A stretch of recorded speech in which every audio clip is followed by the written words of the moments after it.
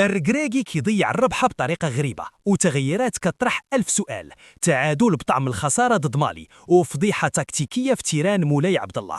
واش بهذا المستوى غادي نقدروا ننافسوا على كأس إفريقيا؟ اليوم وليد الركراكي دار أخطاء ما يقبلهاش العقل، والجمهور كله طال عليه الدم.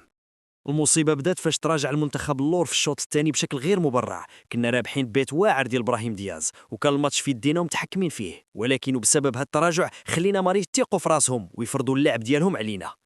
وما وقفاتش الامور هنا. الكارثه الحقيقيه كانت في التغييرات الغريبه ديال المدرب.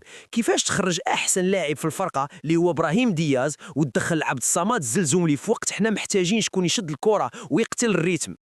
وزيد عليها خرج أيوب الكعبي ودخل يوسف النصيري اللي ضيع بيت ما يضيعوش حتى لاعب مبتدئ، انفراد تام بالحارس وضيعها بطريقة خيالية. هاد التغييرات هي اللي قتلت الماتش وهرست التوازن ديال المنتخب.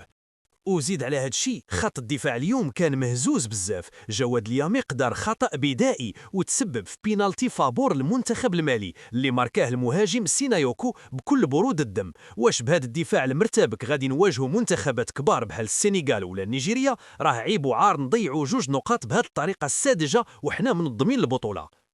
دابا الاداء ما كيطمنش والجمهور خايف على مستقبل المنتخب. وليد الركلاكي خاصو يفيق ويراجع اوراقه قبل ما يفوت الفوت، حيث الجمهور المغربي ما غاديش يصبر على هذه العشوائيه في التسيير. قولوا لنا في التعليقات شكون كيتحمل مسؤولية هاد التعادل، واش الركراكي بتغييراته ولا اللاعبين بتضييع الفرص؟ وما تنساوش ديروا لايك وابوني باش يوصلكم الجديد. ديما المغرب، ولكن خاص الخدمة والجدية.